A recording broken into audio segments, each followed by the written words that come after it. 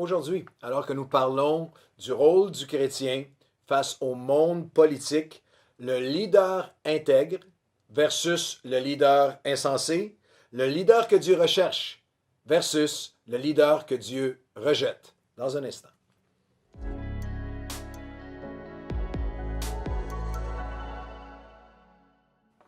Bienvenue à tous, bienvenue à votre café matinal en ce vendredi 20 novembre. Je vais vous inviter à ne pas manquer ce dimanche après-midi, le 22 à 16 heures. On va être là en ligne le matin, Nouvelle Vie chez vous, mais l'après-midi, une réunion de prière live. Je vais être là avec toute l'équipe de Worship Nouvelle Vie, l'équipe pastorale aussi, et on va recevoir vos requêtes de prière. Vous allez pouvoir nous envoyer vos requêtes de prière. On va prier avec vous et pour vous en ligne. On va avoir différents moments de prière forts, moments de louange, d'adoration, moments dans la parole. C'est un moment unique ensemble. C'est la première de réunions qui vont être mensuelles maintenant, une fois par mois. On ajoute ça à toute l'offre Nouvelle Vie. Je m'ennuie trop de vous. Je veux vivre ces moments live avec vous en prière. Vous nous manquez. Alors, manquez pas ça ce dimanche après-midi. On va avoir un temps puissant ensemble. C'est intense. C'est à peu près 1h15 maximum à 16h. Et arrêtez tout. Et puis, passons ce moment puissant ensemble. Nous sommes en train de regarder au rôle du croyant face au monde politique. Puis nous regardons à 4 différences, 4 mentalités de ce siècle présent et en comparaison qui sont diamétralement en opposition avec la pensée de Dieu, avec la pensée biblique sur notre rôle en tant que chrétien. Et celle que nous avons commencé à aborder lors du dernier café qu'on complète aujourd'hui, c'est la dimension d'intégrité. La dimension de différents types de leadership. Il y a une pensée qui est prédominante dans le monde politique, que c'est un cynisme, que tout le monde ment de toute façon, tout le monde, c'est pas important la conduite de la personne, c'est pas important ce qu'il dit, c'est pas important même ce qu'il a fait, ce qu'il fait. Ce qui est important, c'est en autant qu'on gagne. La victoire, l'important c'est ma cause, l'important c'est mes enjeux. La parole de Dieu vient profondément en opposition à cette notion de leadership. Là, je ne parle pas seulement des leaders politiques, mais nous, en tant que leaders, parce que chaque personne est appelée à une sphère de leadership, le cœur a une importance. L'intégrité a une importance pour Dieu suprême. Des passages comme le Proverbe 4, 23, « Garde ton cœur plus que toute autre chose, car de lui viennent les sources de la vie. » Lorsqu'on lit le mot cœur dans l'Ancien Testament en hébreu, l'abbé de labad en hébreu, c'est la volonté, c'est les motifs intérieurs, c'est l'intellect, c'est les sentiments, c'est les valeurs profondes qui motivent quelqu'un. Jésus a enseigné dans Luc chapitre 6, versets 43-46, ce n'est pas un arbre bon qui porte de mauvais fruits ou un mauvais arbre qui porte de bons fruits, car chaque arbre se connaît à son fruit. Tu ne reconnais pas un leader à ce qu'il dit, à ce qu'il prétend, tu le reconnais à qui il est, à ses actions, tu le reconnais à son caractère, tu le reconnais à sa conduite. Et dans le langage figuratif parabolique que Jésus utilisait souvent, chaque arbre se connaît à son fruit. On ne cueille pas des figues sur des épines, on ne recueille pas des raisins sur des ronces. L'homme bon tire de bonnes choses de son bon trésor qui est son cœur. Et le méchant tire de mauvaises choses de son mauvais trésor, d'un cœur qui est mauvais. Car c'est de l'abondance du cœur que la bouche parle. Et là, Jésus dit, pourquoi m'appelez-vous Seigneur, Seigneur, et ne faites-vous pas ce que je dis? C'est à la mode dans plusieurs pays du monde et c'est absolument essentiel pour être élu dans plein de pays du monde, particulièrement chez nos amis américains, de saupoudrer. Tu ne peux pas gagner sans le vote chrétien. Tu ne peux pas gagner sans le vote évangélique. Et il est c'est un absolu aux États-Unis de démontrer une ouverture à l'Évangile. Mais Jésus dit, tu peux parler que tu as une ouverture, mais est-ce qu'il y a une obéissance? Est-ce qu'il y a une obéissance? Est-ce qu'il peut y avoir une façade pro-chrétienne sans fruit chrétien? Il peut y avoir un agenda qui est partiellement pro-chrétien, mais il n'y a pas d'attachement, pas d'authenticité chrétienne. Et c'est extrêmement important pour Dieu. Vous dites, Pasteur Claude, pourquoi tu mets l'emphase là-dessus? Pourquoi est-ce que c'est si important? En autant qu'on avance, qu'ils avancent nos causes, en autant que la cause qui me tient à cœur est avancée, le reste, on s'en fiche. Cette mentalité est en fait pire que la pire des pandémies. C'est le pire virus actuellement dans notre monde. On voit cette mentalité on peut dire n'importe quoi, on peut mentir de façon éhontée dans le milieu politique, dans les médias, le patronat, les syndicats, les médias, les chefs d'entreprise, les gens d'affaires, une culture de relativisme abject et absolu.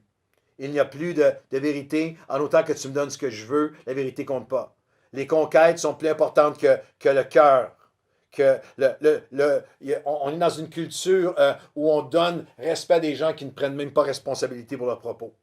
Où il y a de la corruption sans courage, de la cruauté sans conséquence. On dit des choses qui sont cruelles, on provoque des réactions de cruauté envers certaines catégories de la société, il n'y a pas de conséquences.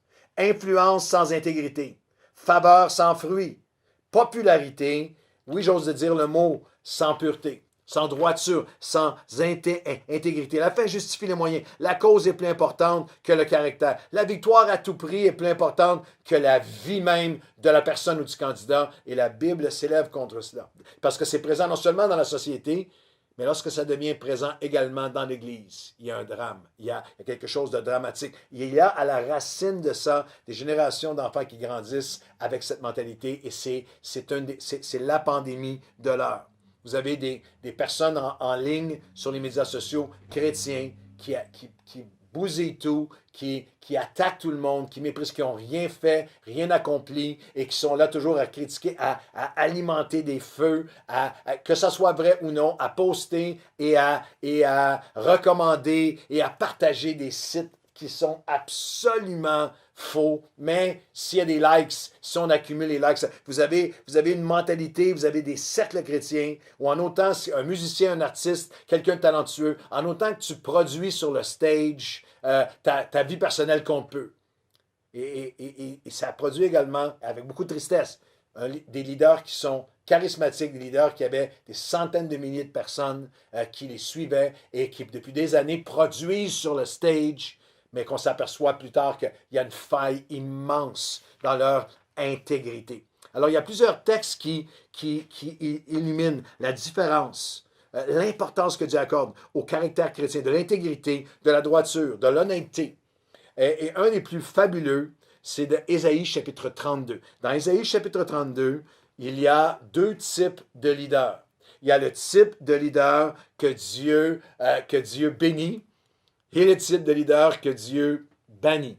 Le type de leader que Dieu désire, que recherche, et celui que Dieu refuse. Ésaïe 32, c'est un portrait prophétique du règne de Jésus en leadership pendant 1000 ans, à la fin des temps, dans ce que les théologiens appellent le millénium. Jésus est le leader parfait, et voici comment il va régner. C'est un écrit prophétique, eschatologique, mais j'aimerais en tirer certains principes de leadership pour toi et pour moi, de ce que Dieu approuve, de ce que nous désirons, nous aspirons à devenir comme leader, et ce que nous devrions rechercher dans tout leader, dans le leader que nous cherchons à appuyer. Et il fait un contraste entre le leader intègre et le leader qu'on la Bible appelle insensé, le leader fidèle et le leader fourbe, le leader droit et le leader dominateur, prêt à détruire pour gagner, le leader mesuré et le leader prêt à tous les mensonges, le leader qui persévère dans ses principes et le leader qui est perverti et qui parle sans pratiquer. Il parle, il proclame sans pratiquer.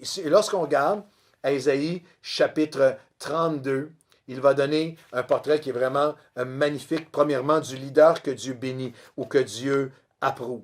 On commence. Ésaïe 32, et la première caractéristique, c'est qu'il règne. Je vais juste les énumérer parce que la Bible écrit il y a 2700 ans à peu près, 2700-2800 ans de nous aujourd'hui, et pourtant le texte est percutant de pertinence. Alors le leader que Dieu bénit, il règne avec justice et intégrité. Verset 1, alors le roi régnera selon la justice et les princes gouverneront avec droiture, avec intégrité.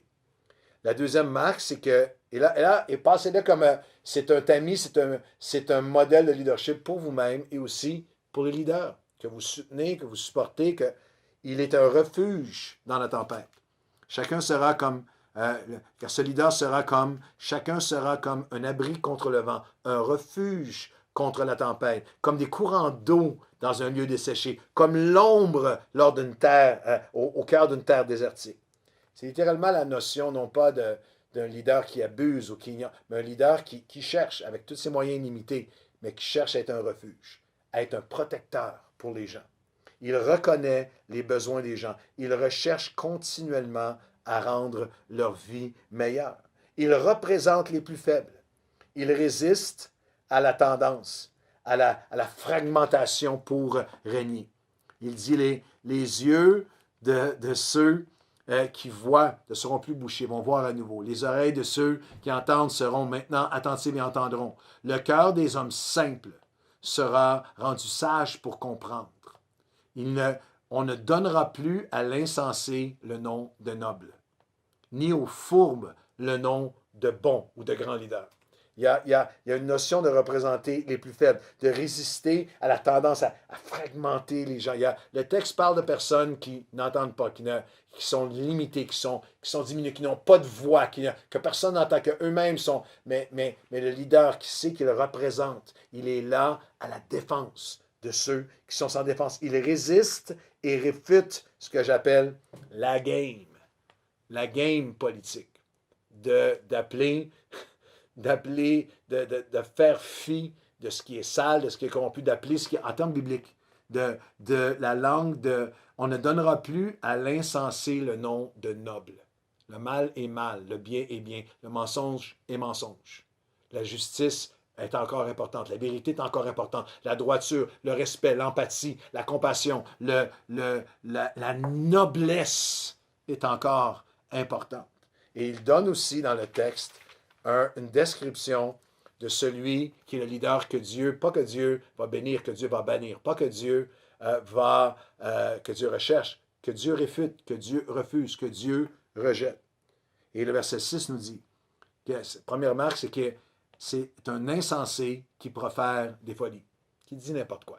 Il profère des folies. Un texte de 2700 ans. Son cœur s'adonne au mal. L'insensé profère des folies, c'est leader que Dieu rejette. Son cœur s'adonne à la méchanceté pour commettre des choses mauvaises. Il a des plans de mal, mais il les fait. Il les met à exécution. Le verset 6 dit, il dit des faussetés, mais il laisse à vide l'âme de celui qui a faim et encore plus. Il enlève le breuvage à celui qui a soif. C'est un leader qui a perdu le cœur pour ceux qui souffrent, pour les plus démuniqués, pour ceux qui ne peuvent rien pour lui. Il dit des faussetés et il laisse à vide l'âme qui a faim. Quel que soit ce qu'il dit, le résultat est que celui qui est pauvre est plus pauvre, et que celui qui souffre est abandonné, que même les droits qu'il avait vont lui être enlevés. Les armes du fourbe, je continue à lire un verset de Ésaïe, chapitre 32, verset 7. Les armes du fourbe, le mot est souvent en hébreu, il y a plusieurs notions. Les armes du fourbe ou du tordu, du pervers, du narcissique sont hypocrites. Elles sont ingénieuses au mal. Elles sont pernicieuses. Il est ingénieux pour le mal, pour dominer, pour gagner. Il force, verset 7, il forme des plans qui sont coupables devant Dieu pour abandonner les malheureux. Il fait des plans qui peut-être même vont le faire élire. Mais Dieu a dit non. Je condamne ces plans-là parce qu'ils abandonnent le pauvre et le malheureux. Il ment et ment encore, verset 7. Il ment et ment encore, même quand la cause du malheureux est juste. Le malheureux a raison, mais il ment et il ment encore. Et à la toute fin, il y a un verset avec lequel je veux qu'on termine ensemble. C'est ma poursuite, c'est la vôtre.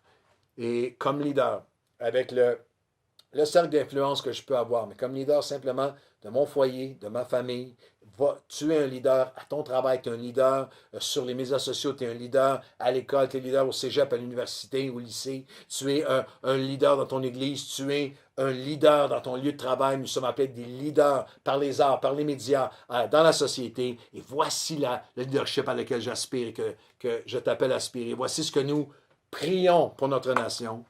Mais celui, verset 8 d'Ésaïe 32, mais celui qui est noble forme de nobles desseins. Il a des plans nobles comme leader. Et il persévère dans ses nobles desseins. Nous prions ensemble pour notre pays. Nous prions pour notre nation, Seigneur. Nous prions pour les États-Unis. Nous prions pour tout ce qui prend place dans les nations en ce moment. Nous te demandons d'élever des leaders selon ton cœur, d'élever des hommes et des femmes qui vont régner avec droiture et avec justice, qui vont chercher à être un refuge, une protection pour le peuple, qui n'oublieront pas le cri le cri du malheureux. Seigneur, qui n'auront pas des plans qu'ils mettent à exécution, mais qui se terminent par leur victoire peut-être, mais l'abandon des plus pauvres, des plus démunis. Seigneur Dieu, je te prie que tu élèves, non seulement élèves en politique, mais élève au milieu de ton Église des leaders de droiture, d'intégrité, que la vérité est importante, que ce que je dis, ce que je poste, ce que je partage est vrai, est intègre et droit selon toi, que nous puissions ensemble devenir un peuple qui modèle ce leadership de droiture, ce leadership d'intégrité. Nous voulons non seulement que tu fasses naître à nouveau et développer à nouveau dans nos cœurs des nobles desseins, mais que nous puissions persévérer envers et contre tous, envers et contre une culture qui le moque, une culture de relativisme absolu, une culture de peu importe en autant qu'on gagne. Nous voulons persévérer à être des leaders au cœur noble, avec des nobles desseins dans lesquels nous allons persévérer pour les accomplir, selon ton plan à toi, selon ta volonté et ton royaume à toi, au nom de Jésus. Amen et Amen. Bonne journée à tous.